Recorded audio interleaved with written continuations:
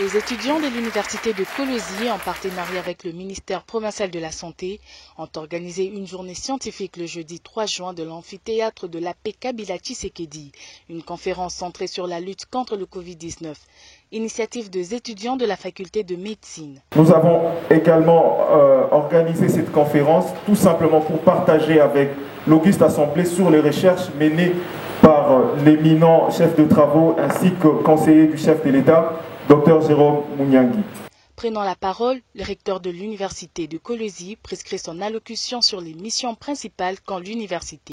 L'université a 3 missions. La formation,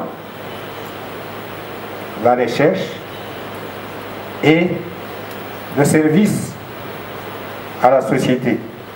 L'organisation de cette journée scientifique, c'est non seulement la recherche, mais aussi c'est chercher des pistes de solutions pour notre société. Intervenant en première sur le Covid-19, Noéla Kassongo, étudiante du 2e doctorat, explique l'origine et l'historique du coronavirus. Selon l'histoire, depuis 1930, on a eu à découvrir de nombreux coronavirus, lesquels étaient plus liés aux volailles domestiques et provoquaient plusieurs maladies telles que des maladies respiratoires, hépatiques, neurologiques ainsi que gastro-intestinales. Dr Esther Moufouka revient sur ce qui a été l'essentiel de son intervention sur cette pandémie. Nous avons essentiellement parlé sur la Covid et les comorbidités. Tel que nous l'avions dit, le fait de développer une pathologie donnée sur laquelle vient s'écriver la Covid-19 rend cette pathologie qui semble être simple ou banale, elle la rend une pathologie sévère.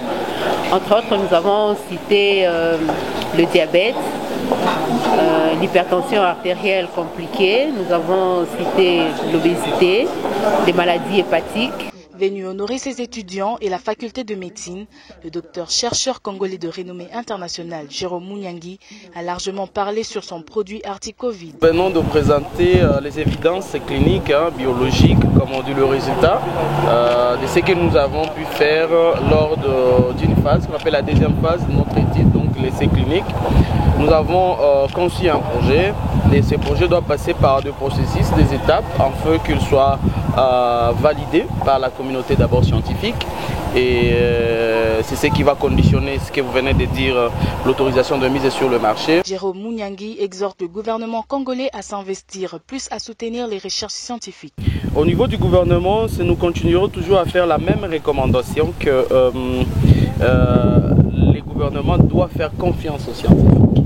Et Covid nous a démontré qu'on peut que s'appuyer parfois sur ses propres scientifiques et que le gouvernement continue à appuyer les initiatives locales parce qu'on ne peut pas avancer dans faire de notre pays les plus grands, comme on dit, les plus beaux, si on n'a pas confiance à nos scientifiques localement. Il tient de signaler que l'université de Kolwezi multiplie ses conférences dans le but de promouvoir les recherches scientifiques, surtout sous l'initiative des étudiants de différentes facultés.